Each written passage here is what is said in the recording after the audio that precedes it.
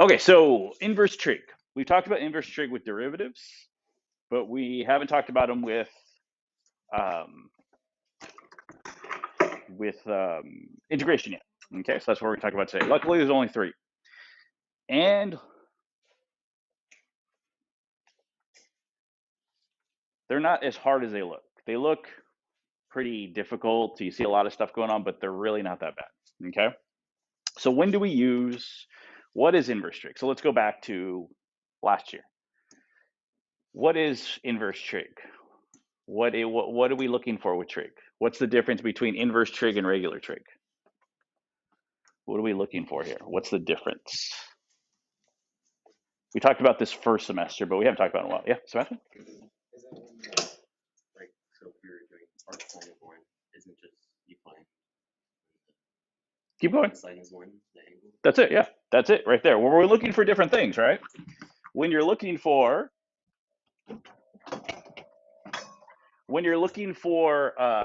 like if you have a sine of something, you're looking for the angle, right? You're looking for the ratio, right? Y over 1 or opposite over hypotenuse for that angle, right? Well, arc sine or inverse sine, which are the same, are the opposite question. Now they're saying I have the ratio. Where is that? For which angle does that exist? So it's just going the opposite direction. Okay, that's why it says arc sine is the same as inverse sine. So some of these guys, so arc sine is the same thing as inverse sine. So sometimes you'll see to the -1 power.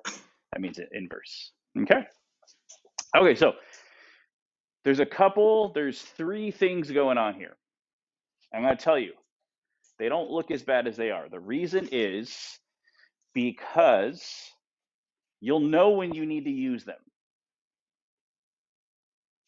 Let's look at an easier one. Let's look at this problem here.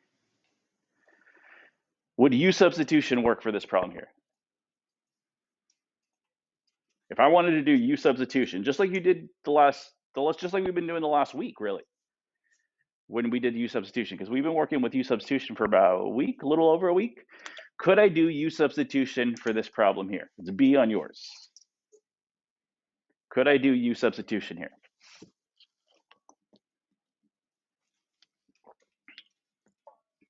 You can try it. Will it work? Will U substitution work here?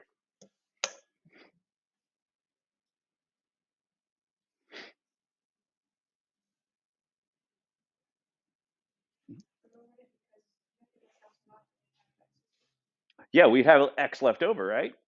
The u would be the bottom, 1 plus x squared. And then I find the derivative of that, that's 2x. Okay, so plug in 1 over 2x, and there's an x squared, there's an x left over. So u substitution doesn't work for these guys. None of these guys, A, B, C, or D.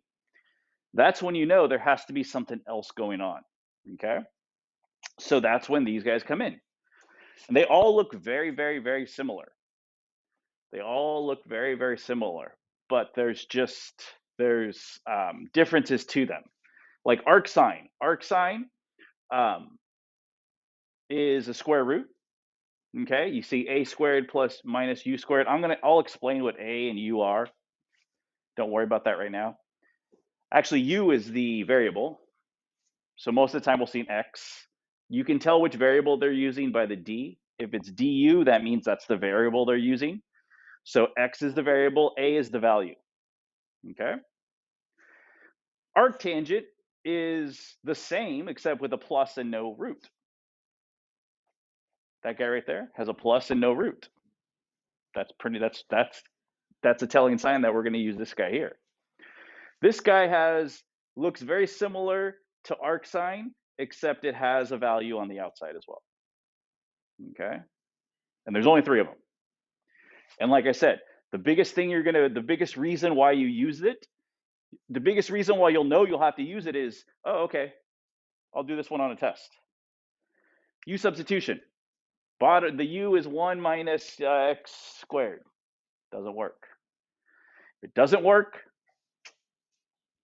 this is what you're like, oh, it's got to be one of these three. Okay. All right. So let's look at number 1, 1a.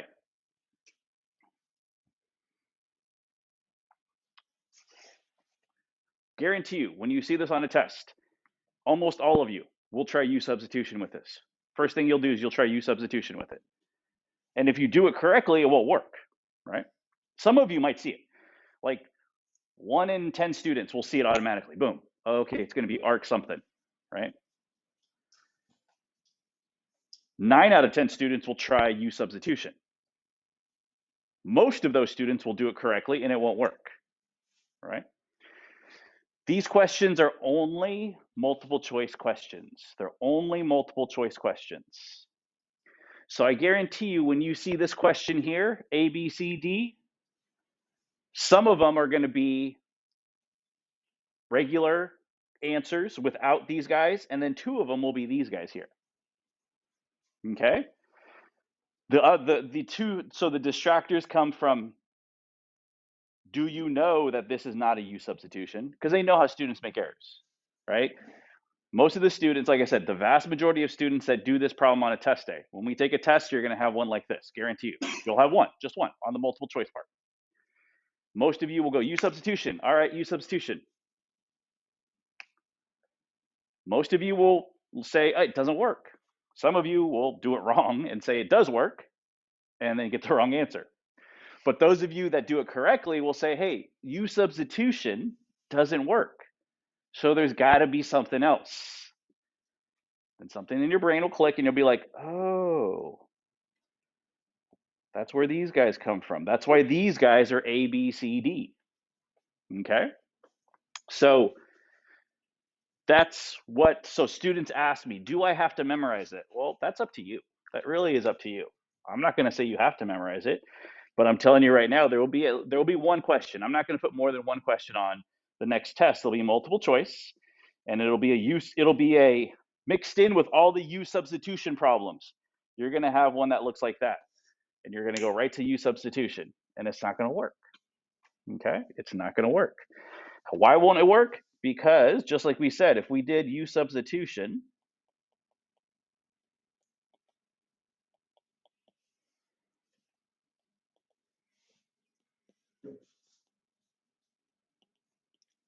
right? And I plug this in,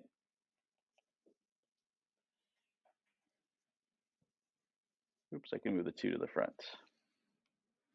Then I got to plug in this guy here.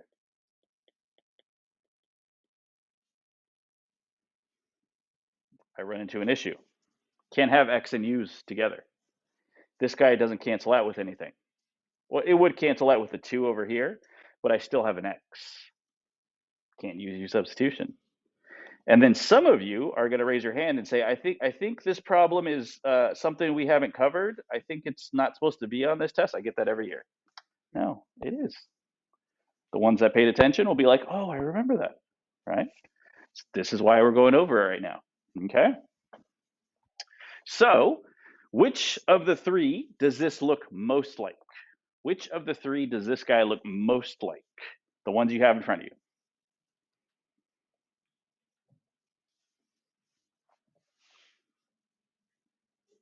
That thought that's coming in your head, I need to hear it out loud. What do you think? Which one does it look most like? Let's see. It does look pretty much like arc sine. It does. I agree, right? It's got a root, so it's either got to be arc sine or arc secant. Can't be tangent, right? So we're out tangent. That's the easy one to remember. Tangent doesn't have the root. So if there is no root, it's got to be tangent, arc tangent, okay? And there is no guy out in front, right? There is nothing out here. So yeah, I'm thinking it's going to be arc sine. So right there, if you're lucky on a multiple choice test, only one of them will say arc sine. Boom, go right to it, move on. You don't even need to do anything else, right? Today we're going to finish it. But on a test, if you recognize that, it's got to be arc sine, move on to the next one.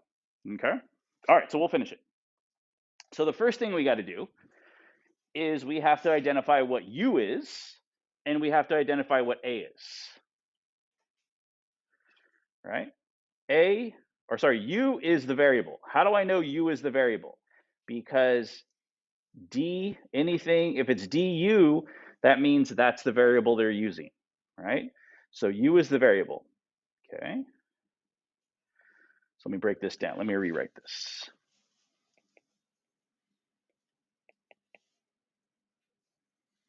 The 2 I'm going to move to the front, just like I've done before many, many times. So I have a square root. A is the value. So in this case, it's going to be 1. So 1 squared minus x squared. So what is my A value and what is my U value? What is my A value and what is my U value?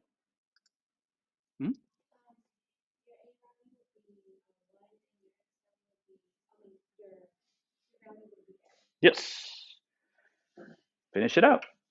So my answer is going to be arc sine U value divided by A value plus C if it's no bounds. If it's you see this guy has no bounds here. There are no bounds here. We do have bounds, so we don't put the plus C. Okay? So what I want you to do now is fill this out. Don't put the plus C. Just fill this out here. Arc sine what over what? Arc sine what over what?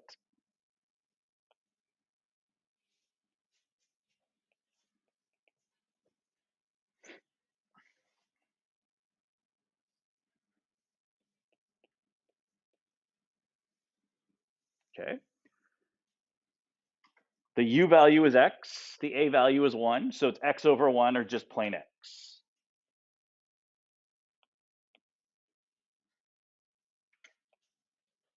Right? The 2 is still there though. And we have to evaluate it from 1 to 1/2. Okay. So we're going to plug in 1. We're going to plug in 1/2 and see what we get.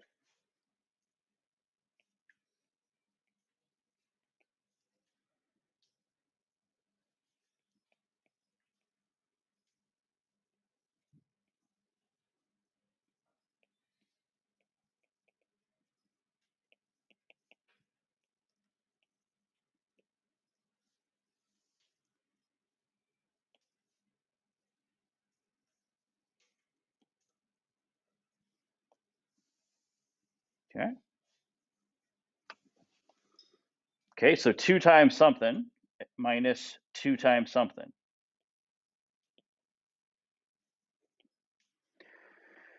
What the heck is arc sine of 1? What does that mean? Arc sine of 1.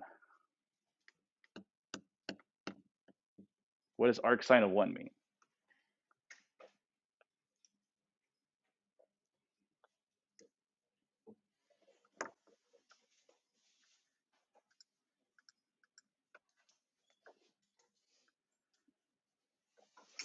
Don't wait for me. I'm not telling you the answer.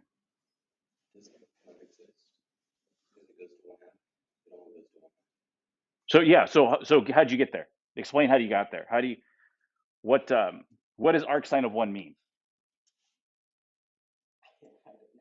I can't think of something that like sine equals 1.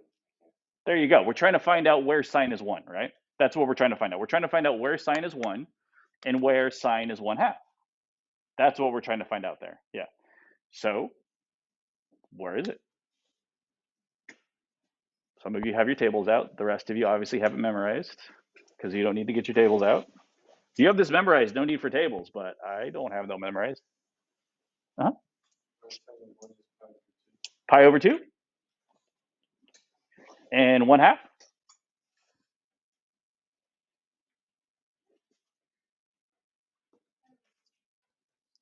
Say a lot. Pi over 6. There you go. I only want them for the first quadrant. I don't want them from any other quadrant. Okay, so you will get sine being 1. Wait, no, sine is only 1 at pi over 2. But 1/2, I think sine is 1/2 also somewhere else on the other side of pi over 2, between pi over 2 and pi. We don't need to put that one. Just the first quadrant one, okay? All righty. All right, so 2 times pi over 2, those cancel out. These guys cancel out as well. So you're left with pi minus pi over 3. Now from here, it really depends on what they want. If they want you to actually combine them, combine them. So you got to get a common denominator. It really depends on what the multiple choice question wants. So you get 3 pi, sorry, 2 pi over 3. They want you to go that far. They might not want, they might take pi minus pi over 3.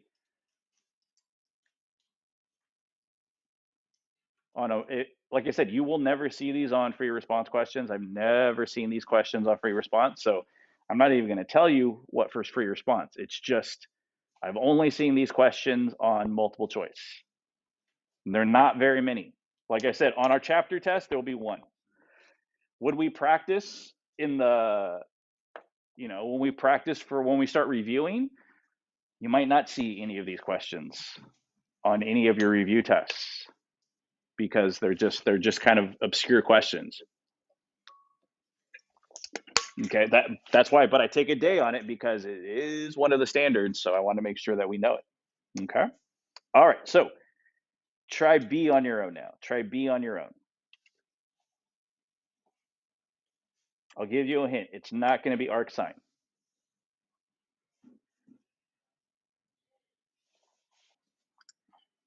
Okay, so this one doesn't have a root. So that means it has to be arctangent. Okay, so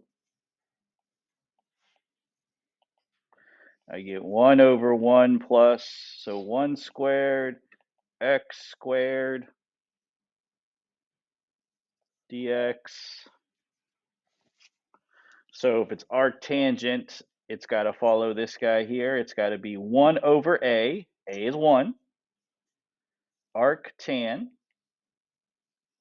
u over a. And then we don't need the plus c because we have bounds.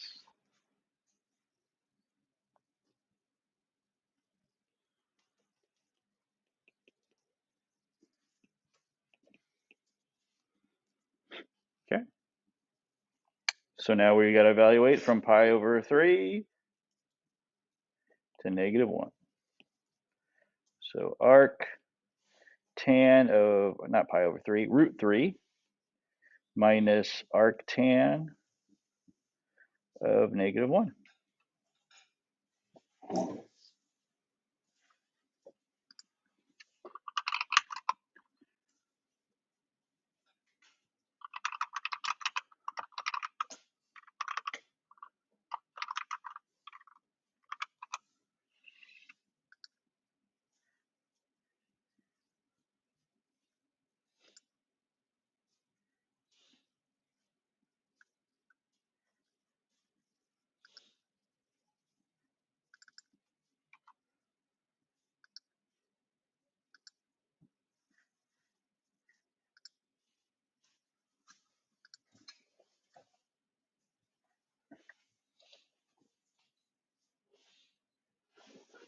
Okay. So arctan root 3, what do we get? Pi over 3. Alrighty. Minus arctan negative 1. 3 pi over 4. Okay. Common denominator. Subtract those two, and what do you get?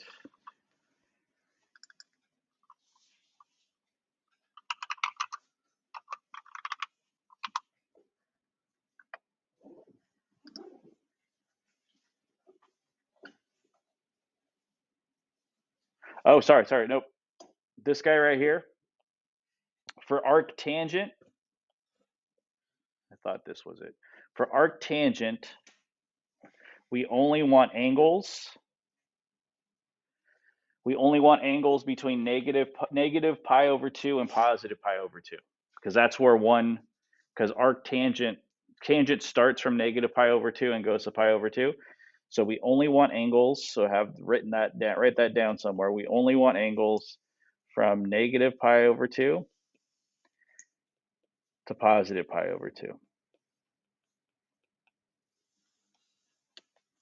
Okay, so 3 pi over 4 is a little too high. Pi over 3 works, but so how do we figure out where the angle is if I don't have negatives on my sheet?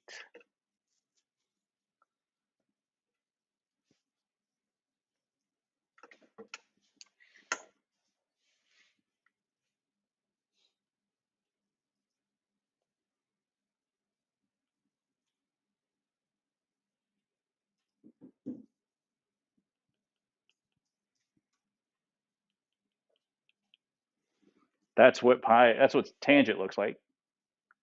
And then there are asymptotes here. That's what the graph looks like. That's one full cycle of it. So that's why they only want things from negative pi over 2 to positive pi over 2. So where is negative 1 on this guy?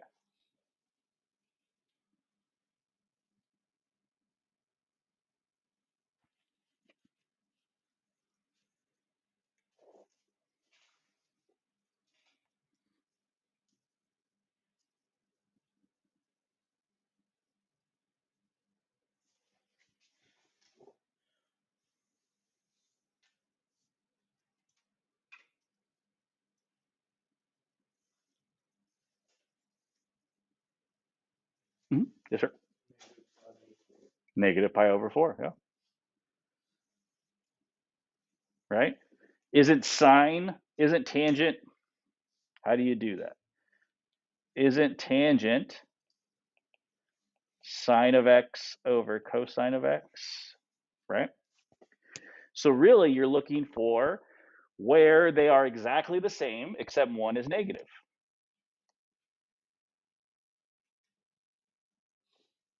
Okay? And negative pi over 4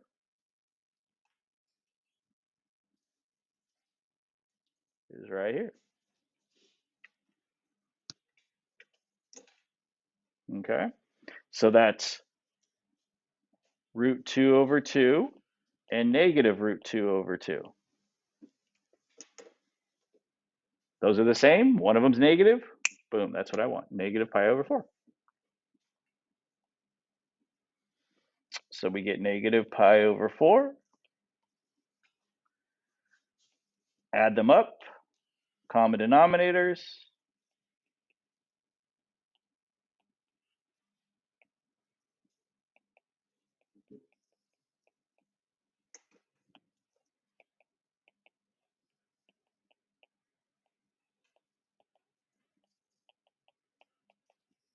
Seven pi over 12. Okay. Okay, so now C is the one you had on your sheet. C is the one you had on your circuit training. Do that one. We know what the answer is. I'll tell you what the answer is, right? I gave you the answer yesterday. 5 pi over 4. Match that answer.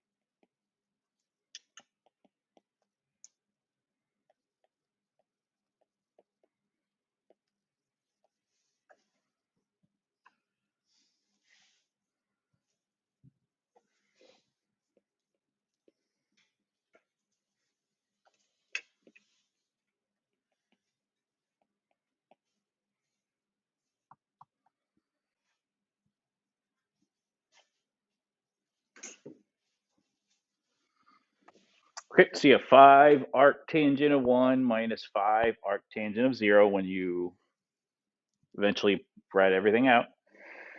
Arctangent of 1, what is arctangent of 1? Pi over 4.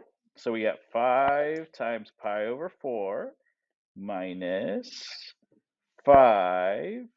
And then where's arctangent of 0? 0. So those guys go away. So you get 5 pi over 4. Okay, so that's how you do that. One more of these. This is an indefinite one.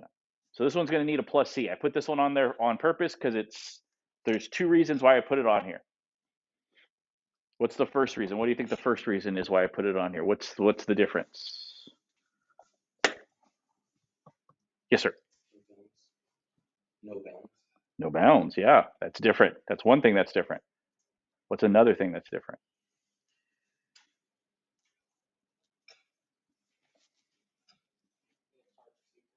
It's arcsecant. We haven't had one like that, right?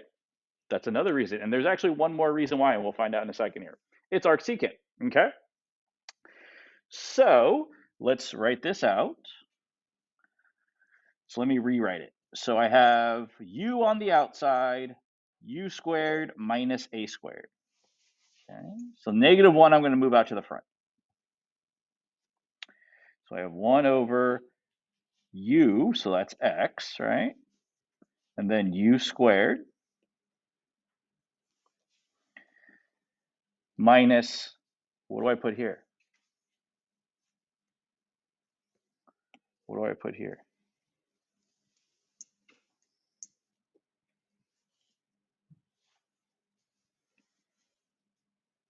Yeah, 2, yeah, not 4, 2 squared. That's the other reason why it's different, because we've only had ones. Okay.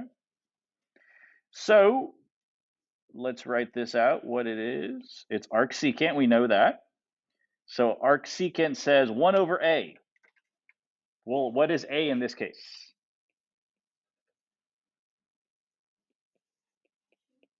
2, good. Not 4, it's 2. Arcsecant, the absolute value of u, is, since x is positive already, we don't need those over u. Oh, sorry, over a plus c. Done. Okay. So that's in an indefinite with a different a value and arcsecant. Okay. All right, so that's that. Like I said, not going to see a lot of those, but they will show up. And it's the main thing is identifying them, because I guarantee you, like I said, 9 times out of 10, you see a problem like A, B, or C, or D, your immediately thought is you're going to do, oh, U substitution, and it won't work. And then you'll be stuck. Look for those kinds of telling signs there. Okay, the last thing we're going to do. This is not very hard, but it is important to note, because average value, unless you know what it means and what it is, it's you're going to be stuck. Okay, but the concept and how to use it is not very hard. Average value. You can see how we're going to calculate average value here. We're going to find an integral from a to b. We've done that before. We've done plenty of that. The only added difference is this guy here. They just have a fraction up there. Oh, well, you just subtract this guy minus that guy. That's it. Okay, so calculating it is super manageable. What does it mean? What does average value mean? Okay, so I'll give you a crash course on what it means. So let's say we have this yellow area under the curve. What average value and mean value will tell you using integrals is where is half of that? Where do I go? Where along here do I stop? Like, where do I stop and find half of the area? Where along this line here, where along this segment here do I stop, and it gives me exactly half the area? Now, obviously, it's not going to be right there. Obviously, it's not going to be right here because That's not splitting in two, right? This guy is pretty easy to find, right? Because it's pretty symmetrical. So it's probably gonna be somewhere in the middle, right? Somewhere in the middle, that's what average value will tell you. Okay? And average value will tell you exactly how much that is. Okay? But when you get to guys like this, it's a little more difficult because you can't say the middle anymore. Because this guy's not symmetrical. This guy's asymmetrical. So what average value will tell you is where is half of the data? Where is half of the area under the curve going to be? Okay. All right. So that's what average value tells you. So let's look at some examples.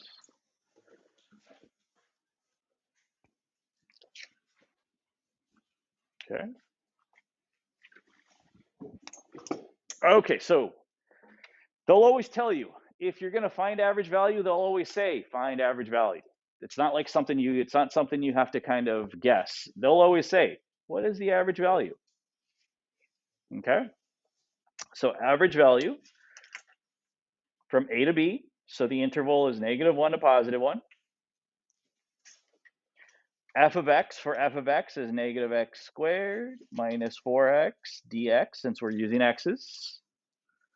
We've done that before. The only new thing is in the front, you have a fraction. B minus a. B minus a. So -1 minus 1.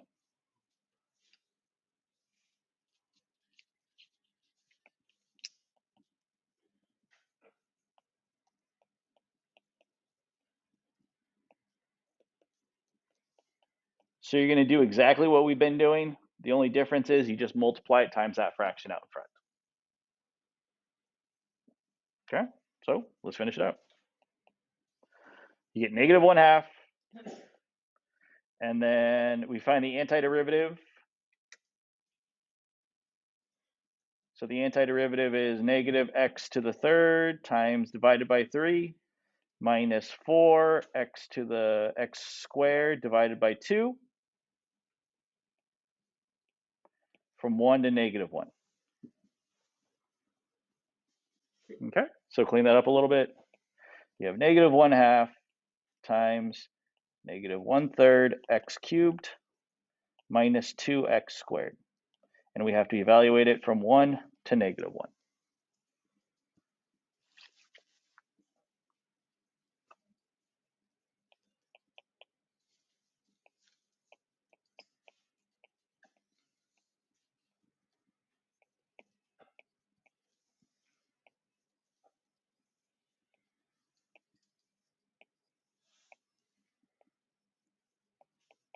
Okay, so plug in 1, plug in -1, what do you get?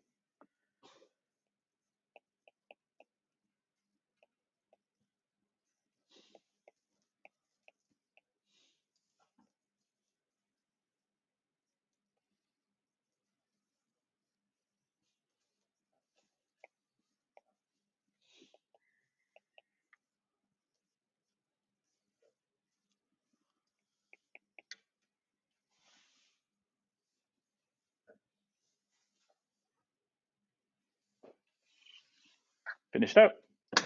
You don't need me to finish this part out for you. You don't need me to finish this part out for you. You can do it on your own.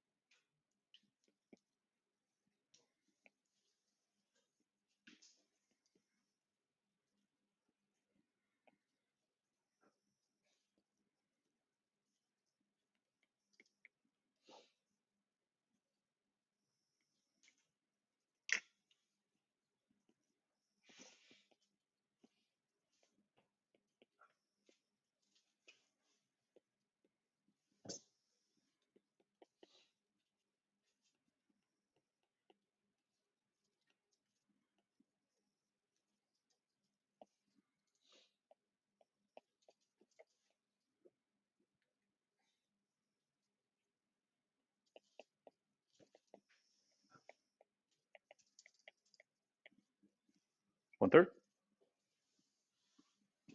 A lot of fractions, but you guys, common denominator and stuff, but you guys can handle that.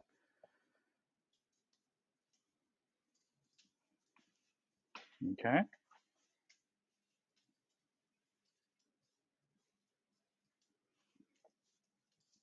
All right. Okay, one more. One more. We got 5 minutes because we're on the minimum day schedule because of the rally. Okay, so we got 5 minutes. We'll finish. Let's do this one. The last one I think you guys can handle on your own if we don't finish it. Okay, so average value. 9/2 to 1/2. We got sine of pi/3 times x. Okay. Now we have to do 1, since it's average value, we have to go 1/b minus a. All right. Oops, dx. So 1/that, so that's 8/2, which is 4.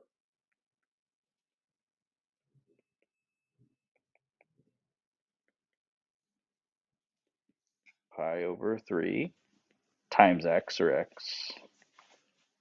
Okay. Now we got to find the antiderivative. How do we find the antiderivative?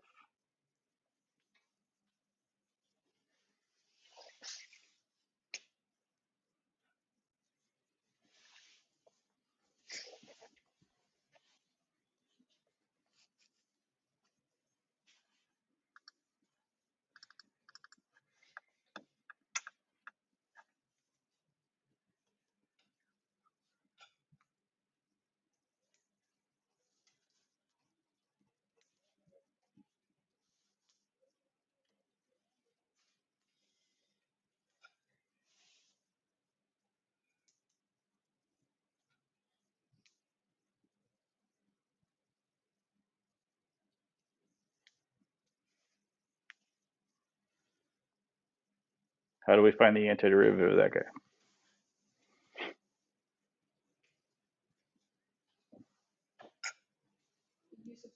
There you go. Use substitution.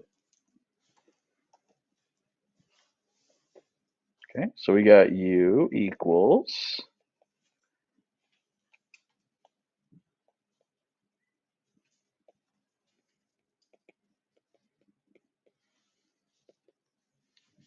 okay. Divide. When I divide by pi/3, you're multiplying by the reciprocal, so you get 3/pi du equals dx. Dividing by pi/3 is the same thing as multiplying by 3/pi. Okay, let's put it in. Let's put it back in.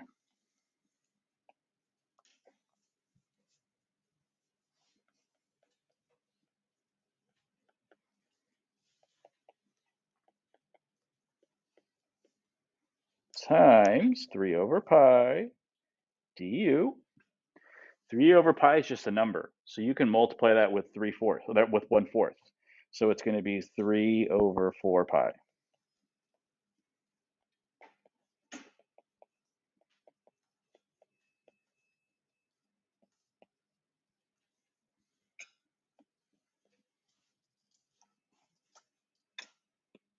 Okay. So antiderivative.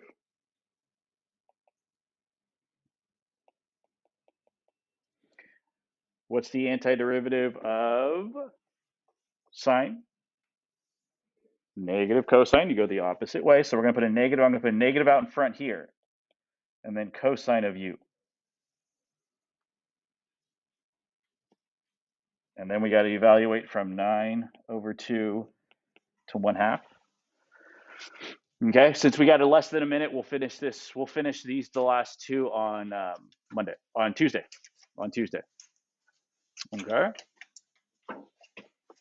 We'll pick this up on Tuesday.